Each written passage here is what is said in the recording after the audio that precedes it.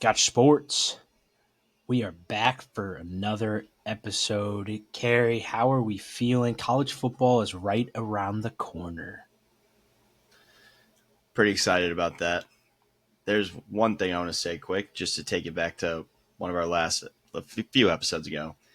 We did have a good long talk about your bachelor trip. We had another bachelor trip this past weekend. Yep. Another unreal weekend with all the Yep. friends. Got to see a lot of people. We don't get to see a ton. Great golf. It was actually in our hometown, and believe it or not, I spent way more money on this trip than I did yours somehow. And yours was a destination trip. Hey, man, golf can get expensive. The casino can get expensive. And when you get the fellas playing cornhole, it can get really expensive. Yeah. I'm not Gets shocked. Gets a little out of hand at times. But Happens. first time playing Blackthorn. Beautiful course. Blackthorn, yeah. Blackthorn Golf is probably, I think it's golf club, maybe just golf course.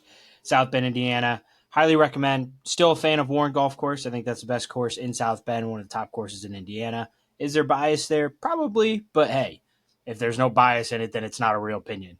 So I'd give the edge to Warren, but Blackthorn, it's one of the very few hilly courses in South Bend. Very well maintained. You're driving in and out of greenery, trees, you name it. I mean, very nice course, very fun to play, especially with the fellas. There were a few holes even that had 4 to 6 bunkers on a single hole, which you don't really see that a ton either. Yeah. No, and again, it's fun too with Blackthorn because even if you're a super long hitter, it doesn't necessarily help you. I mean, you have to shot shape it. You have to be able to hit a cut, hit a draw. You got to play the course, and that's one thing that's nice thing about Blackthorn too. And you have elevation changes. You have short holes, long holes. It definitely gives you a good mix of just the game of golf. Yeah, I will also say after playing Blackthorn, I do think Warren is definitely more difficult, and I don't know if it's close actually. It's hard to compare, I'd say, because I mean Warren's very difficult, but the it's terrain also is even very different. I think Warren's Warren's more of a very, link very style. extreme long grass. Yeah, Fescue on your right and left every single hole. yeah. Lot more. It's a different style of golf. Warren too. I feel like Uh, maybe not a lot more, but like Warren probably there's has only two a or three couple holes holes. with water. I think Blackthorn maybe had 1 or 2, if that. Yeah, there's definitely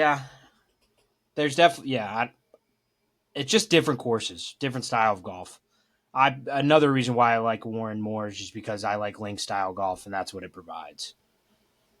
Yeah, I mean, I will definitely tell you, lost a lot more golf balls at Warren. Definitely have played there a lot more, but Warren has eaten some of my golf balls. But perks of working there, you get some free balls every now and then when you're out on the range. Take every other sad person's drive that they sliced or hooked into the driving range off of Into the driving 1 tee. range. I'm pretty sure. Yeah, no, 100%, 100%.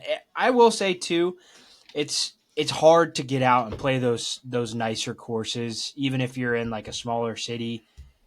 It's so expensive nowadays. It is so expensive to play a nicer course. Oh yeah, I mean, I think what it was like 90 for the round there, maybe.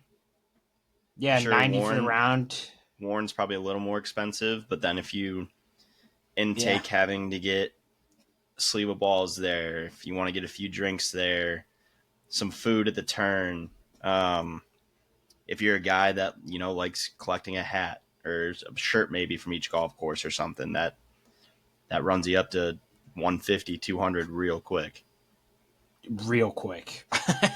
You get your drinks pre-round after paying, and again, well worth it in my opinion. Wish it was cheaper, but when you play a nice course like that, you get a couple of drinks. It's going to be expensive. It's when you get at the turn and then you get like some food, maybe you get some more drinks for your group, and then you're just like, what are we doing here? Yeah, we're already 150 deep into this, and we're about to spend another 50 more. yeah. But I I mean, it's think all love for the sport. It's what you got to the do. the back nine's when the frustration kicks in a little bit. The hangover might be hitting you a little harder than it was in the morning because you're still kind of jittery from the Yeah, night before. Uh, yeah. Shout out to your group though. Four great, well, three really good drives to start it off, and then one guy that's never really golfed, but hit it hard, and he knew right where it was going. Said he was Oh going to yeah, hit a house, and yeah. it made it scrape the It hit a roof. I don't house. know. It went right over it. Yeah, Yeah. Actually, yeah, he was wrong. He went over the house. He didn't hit it. yeah. But that was an electric start to the day. Had to take us off course real quick because that was a great trip. Definitely one Oh that'll yeah. be brought up and talked about for years. But let's get back to college football. What do you want to open up with? I know we're still 2-3 weeks out, but what's some early stuff we can talk about? I just college football season at this time of the year, and it also helps again, and we talked about it on this podcast. Just the different documentaries that you can watch. The SEC documentary comes out on Netflix just in time to gear you up for college football season. I don't know how you can watch that and just not get excited. And whether you love the SEC, whether you hate the SEC, whatever the case might be, I don't know how you watch a documentary like that or watch some type of video on social media, some hype up video, and not get tingles down your spine knowing that college football is coming back in 2 weeks. Yeah, and that show for anyone curious, it's called Any Given Saturday. I'm currently through 3 episodes, and it's very addicting. The only reason I didn't watch it in one day is because it was eepy weepy time. Had to get to bed before I had to go to work the next day. But it Understandable. is, yeah, yeah, it is incredible being able to see what some of these players actually say in game in the locker room, what the coaches are saying. It's something obviously in your head. It's like you know how they speak. The coaches are pissed off half the time. Like that's just what it is being a Division 1 football coach in the SEC. But to actually be able to experience it and actually feel like you're a part of it is something really, really cool. And if you're a college football fan, that kind of just amps you up even more for this season. Because I can tell you right now, even with us being 2-3 weeks out, my mood's boosted. I don't know if yours is, but I Morale's up. am, yeah, like I'm ready to attack every week because it's day by day closer to college football again. It's going to be great. It is one of the best, if not the best time of the year. The anticipation, the hype. We're getting to the point, Carrie, where I fall asleep to the movie Rudy every night. We're at that point. That not only that, but then when I'm on my bathroom breaks on the shitter, retro bowls coming out. This is the time of year the excitement is unparalleled. It is so awesome. And just knowing that in 2 weeks, we're going to wake up on a random Tuesday and there's going to be college football, or a Thursday, there's going to be college football, knowing you have three top 10 matchups on Saturday, too. I mean, come on.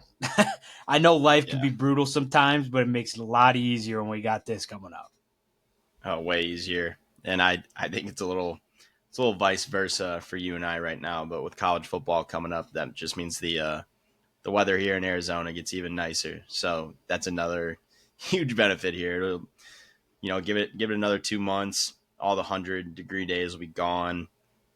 Back at night it'll be 50, 60 degrees. You're not gonna wake up, step outside, and immediately sweat like when I go to work at 4:30 in the morning.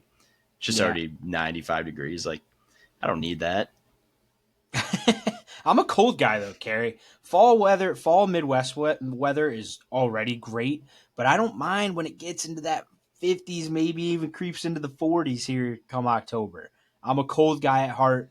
We're coming up to the best weather, even for the Midwest guys in Indiana here. It again, it is one of the best, if not the best times of the year.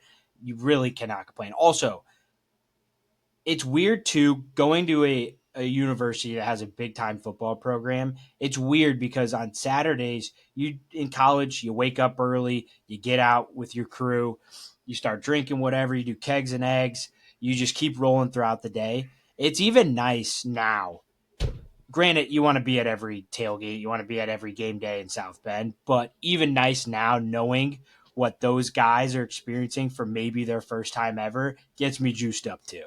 Not gonna lie. Oh yeah, I mean tailgating in general. I think you easily could throw up there in the top 5 forms of drinking if you're a sports fan. It's Oh just yeah. I it's mean, a very might be one. easy, yeah, it's a very easy social event just to go participate in, and you really don't even have to be a fan of the game, honestly, or the teams that you're there for. Or Like, even big into, like, you don't have to be big into drinking to have fun at a tailgate either, right, you yeah, know? that's what I was saying by like social event. It is Yeah. so easy just to go up and talk to anyone. I mean, half of Anyone. them are blasted out of their mind and pumped for the game, but it's a great environment. You got music everywhere. The smells of all the tailgating food. Uh, Yep. I know you and I growing up at Notre Dame, we had 10 to 20 families out there probably knew tailgating that always had crazy good spreads. They would, Yeah. be very polite all the time, hand out food, hand out drinks. It's almost like a family type of thing when you're out there tailgating in the lots. For sure. And it's one of those things too where, we're this generation, we're all glued to our phones and social media and what's going on in the world. When you're tailgating and you're in that environment, unless you got a bet out there or something, you're probably not checking your phone. You probably don't even have service. But that's Yeah. also one of the best parts too, is when you're just mingling with your friends, you're talking to people you've never met before. Then you start walking to the bathroom, some random guy's got a TV and you check the score because you don't have service. That's great too. You're like, oh shit, Yeah. here's an upset coming, and our game hasn't even started. Yeah. That's always a great feeling when you can, you're out tailgating, you got your game coming up, you're walking by and you see someone up with YouTube TVs doing 4 screens on one TV. You can check out all of them and Yeah. you realize all 4 games up, you have bets on every single one of them. Well, it's also too, you walk up there, you even if you're just standing there looking at their screen, they're gonna come up to you, ask your name, ask if you want a beer, ask if you want a pulled pork sandwich, without even caring where you've come from. They're just willing to do it because that's tailgating culture. Everybody's there for the same reason, is to make conversations, make new friends, and have a good time. Yeah. I mean, guy, it truly is it's just a sport in general that brings people together. And Oh now yeah. given the fact that like yes, it's when college is in session, so you got all the students there, and I think that helps out much more. But just the environment of all ages in general, just being able to have a good time there, no matter if you're 10, 15 years old or if you're 70, 80 years old. It's just a variety of all ages that can all enjoy themselves. Even when you're walking past too, you got a couple kids throwing a football, they throw it over your head, you find it at your feet, you pick it up, you make them run a post, and they're fully Yeah, willing to run a deep post, and they just throw right. a dime, dude. Literally, it is one of the greatest, to your point, social events that you can do, and we're just getting into the start of it. We're not even into the thick of it here. Then you add if your team's good on top of that. Oh man, Yeah, I think it's been a few years for us now, but that I can recall, within recent years we've had one like atrocious year with Notre Dame football, and I could not imagine having that anymore. That would like that would ruin be me. That defeating. would ruin me. Yeah, Yeah, because like I get so yeah. excited. I get excited to watch every single college game every Saturday. But if that is something that I no longer can look as forward to, that'd be not good. Well, it's different too with college football because truly every game matters. You lose again, it's different with the 12-team playoff, but even if you lose a game, you're talks of you're fighting your way back in. Even if it's early in the season, middle of the season, like you lose a couple of games, you're in talks of not having a true postseason.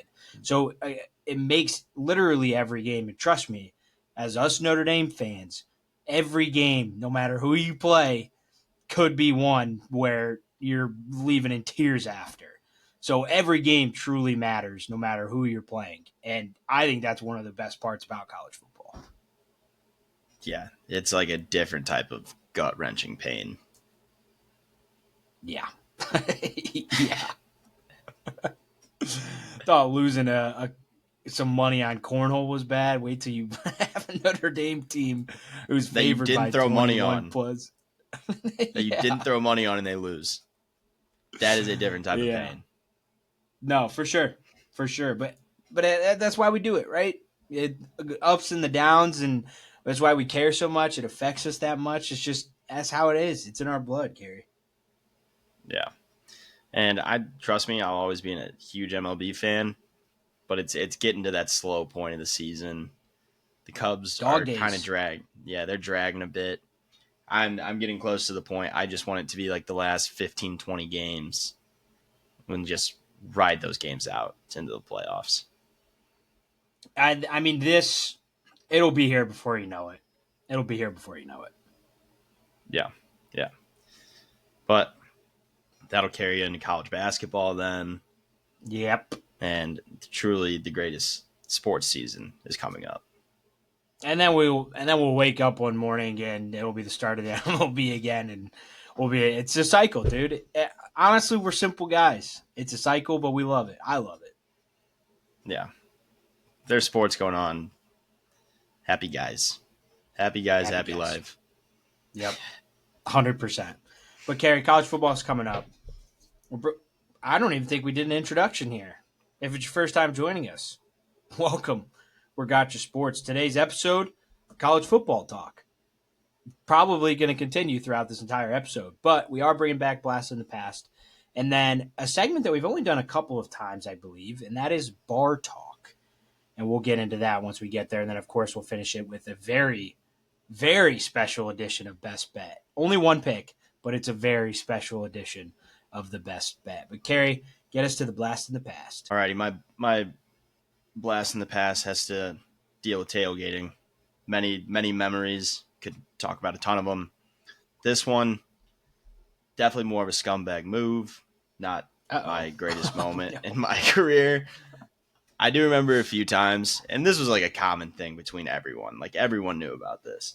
If you like tailgated and didn't go into the game, but you like waited outside until the game started, people leave coolers out and you just go around and grab whatever beer's in there. Oh, Carrie. I think we just called it. I mean, I guess it was free beer. If they're leaving it out, just called it. Fair. Just called it cooler hopping. Yeah, and I know for a fact a lot of people did it. I'm sure. And it's just like it's just like a funny thing to think back on now. Oh yeah, I mean, there's been times where my fiance has left the cooler outside, or hell, she's the type that will take the cooler to anybody and everybody and say, "Take my beer." Yeah, I think we definitely did that the last tailgate we had. Well, I don't know if we didn't want it. We definitely. It's like I didn't want those for next week at all. Didn't want them for next week. Thanks, man. Yeah, I think it was an issue of just being friendly or wanting to be friendly. Oh yeah, I knew what I was getting into. I knew. Yeah, I'm just busting our chops, but that's hilarious. But yeah, it was a good time. Not a great moment, like I said, but funny to think back on. But what is your blast in the past? My blast in the past actually goes back to my first college game as a student at Notre Dame ever. College game day. Notre Dame, Michigan. Top 10 matchup. First game as a student. Couldn't have asked for anything better. Notre Dame beats Michigan 24-17. That was the first drive, deep ball to Chris Fink in the opposite end zone of the student section. But the first time you really got that feeling as a student, like, oh, we're here. We're here, dude. It is that entire day, waking up with you brand new people that you just met, already best friends. You go to Kegs and Eggs, you do all of it. You stay at the off-campus house for a little bit. You go on campus. You find all the tailgates. You go to your family's tailgate. and then you go into a college game day top 10 matchup, one of the biggest rivalries in college football, and you come out with the win. Oh, what a feeling that was walking out of that stadium. I think I may or may not been with you for that game. Oh, you were. Oh, you That's were. what You were there. I was like, pretty sure I was a part of that. Yeah. No, I just I again, we grew up in South Bend. We grew up to going to Notre Dame football games. There's something about it. There's just a different feeling going in as a student than as just like growing up as a kid or even now. But yeah, having that be the first game and the way that we honestly dominated, the score didn't really reflect it, but we honestly dominated that game and just statement win to start my college career. And that led into only losing one home game in my 4 years at Notre Dame, and that was to yeah. Cincinnati. Wow, I didn't even think of that. That I was the think only game my arch senior year. I think my first ever game, fun fact, in the student section, I was probably 11 or 12. No, 12 or 13. My brother snuck me in. It was like the most unreal thing in Ushers the didn't world. care as much back then. Yeah. Dude, it just comes with being a part of Notre Dame now. More and more students want to get in. I Yeah. don't Do you know anything? Have they increased or decreased tickets to students over the years, or is that a thing? I I would assume so. Yes. I don't Yeah. know. Again, maybe they have the same allotment of student tickets, but it definitely looks more full, and I think that's partly because more people are trying to pack in the student section then. Because I mean, you can't go out once you go outside of the what is it, 10 designated sections. I don't even know what the exact number is, but once you go out of that, those are like season ticket holders. You can't go sit there. Yeah. There you won't Yeah. be able to. So I think they just keep packing more and more people in, and maybe they expand sections at some point. But yeah, Yeah. But I mean, that was a good one. Definitely, it's something I'll miss. Probably won't do that ever again. we'll find a way. We'll find a way. Especially now too, they're selling alcohol for the first time at Notre Dame Stadium. Oh, brother. I don't know how that's going to mix. It's not going to mix well for the students, I can tell you that. But as somebody that as an alumni now who's more responsible, it's going to be a-okay. Yeah, I can see that. Carry that as blast in the past. Let's get some bar talk going. Just random bar facts what gets you going in a bar. This is what bar talk's about. Carrie, you got something? Man, there's a million things, and I think you and I need to start doing this maybe. If we ever have an Okay. interesting conversation at a bar with friends, whoever, we need to start writing it down because I promise you there's a million really good ones that I will just never think of in my life ever again. For I don't sure. know if you're the same way, but I feel like that has to be a very common thing. Because right now I'm thinking nothing in particular is coming up in my head, so I'm gonna let you take the honors here. But something will pop up by the time you're done. No, I think that's fair. I do think writing, even if you just like text it out to one of your boys just to remind yourself, whatever the case might be, because there are some crazy conversations and crazy statements that I don't think we should let people get away with when we're at the bar. I Um, agree. but with college football coming up, I always like this about a sports bar when you walk in there. If they are playing the sound of the football game instead of music for a big game, or even if it's for like the bar that the team that they support, I love that. I honestly think it should happen more often and have it be like every top 10 matchup in college or the best game at each time slot in the NFL. I think they should play the actual broadcast over the loudspeakers. Do you think they should, or do you think they're fine playing the music, just going from there? I would say I think it depends on the bar, meaning because typically you see every single bar has some type of sports team that they not own, but that's They who they root cheer for. for. That's yeah. Yeah. So I would say it depends on that. and maybe if it's like their specific game, shut the music off. But if it's other random games, your game hasn't even started, maybe just let music play, just let people get pumped up, enjoy the atmosphere, stuff like that. Uh, Personally, I am a fan of hearing the audio. If you want to do some type of like light little music in the background for the people that really don't give a shit about the game, I think that's great too. Um, but personally, I think a lot of people that still go to a bar for the game really care about the environment and just being around a pumped up crowd more. So I think music is going to be the overall public's opinion. But I think like because like how many I'm a person, I'm so okay staying at home to watch Notre Dame play. I don't need to go to a bar to watch them and Oh no, I'd agree with that. it be so loud with other people yelling with like potentially music blasting. I don't really need that. I personally am a fan. I'll sit at home. I want to listen to the announcers. I want to listen to everything. I don't want to Yeah. be at a bar. I don't want to be at a bar. Maybe a player gets injured. Maybe there's a flag thrown on the play. Maybe they don't review it too well, and then I'm questioning for hours potentially at what actually happened. No, I agree with that. If I do go to the bar, I am the type to request if they can play the sound straight up. Like, for example, week one, college football at noon, Texas versus Ohio State. One of the biggest games of the year, week one. I think if you're a true sports bar, and what I mean by true sports bars, you have TVs everywhere. It's not just like two TVs in each corner or a TV in each corner, whatever the case might be. I'm talking tens, 20s, hundreds of TVs in that place. I think every true sports bar should be playing that game over the loudspeaker. That should be what is playing. Even if you're in Indianapolis and you have no tie to either team, Notre Dame's not playing, whatever, or even if Notre Dame is playing, I think that, again, unless that bar supports a certain team, for a game like Texas, Ohio State, that game should be played over the loudspeaker.